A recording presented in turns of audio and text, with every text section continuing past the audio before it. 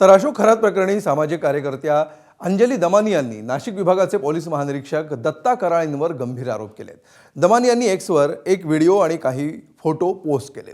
यामध्ये आयजी दत्ता कराळे हे अशोक खरातच्या कार्यक्रमात सहभागी झाल्याचे दिसतंय। दत्ता कराळे हे एक आयजी लेवलचे पोलीस अधिकारी असताना खरात सारख्या बाबाच्या कार्यक्रमाला का गेले?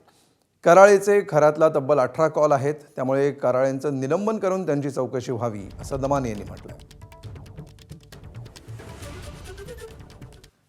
आयजी दत्ता कराळे हे गुरुपौर्णिमेच्या फंक्शनला अशोक खरातांना भेटायला गेले होते। एवढंच नाही तर त्यांच्या मंचावरनं त्यांनी भाषण देखील दिलं। एक अधिकारी जेव्हा अशा ठिकाणी जातो तेव्हा त्यातनं एक पब्लिक परसेप्शन आपण ज्याला म्हणतो ते निर्माण होतं। अतिशय बेजबाबदार असं कर्तव्य त्यांनी काम केलेलं आहे।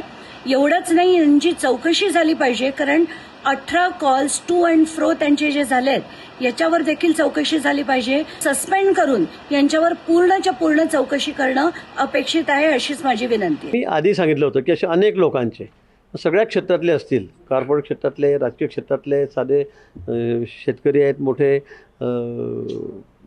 पदाधिकारी आहेत काही, आणि पुढारी पण आहेत, अशा अनेक लोकांचे फोटो त्यांच्यासोबत आहेत। कारण बाबांचा गाजावाजा जेवढा होता, आसाराम बापू त्यांचेसुद्धा केवढे लाखाच्या संख्येवर त्यांचे अनुयायी होते। आता त्यांनी काही कुकर्म केलं असेल तर सगळ्यांचीच चौकशी करा असं म्हणता येत नाही, पण काही अंजली त्यांना शंका असेल, मला असं वाटतं त्याच्यामध्ये, तर त्यांनी मागणी करावी। एबीपी माझा, उघडा डोळे बघा नीट।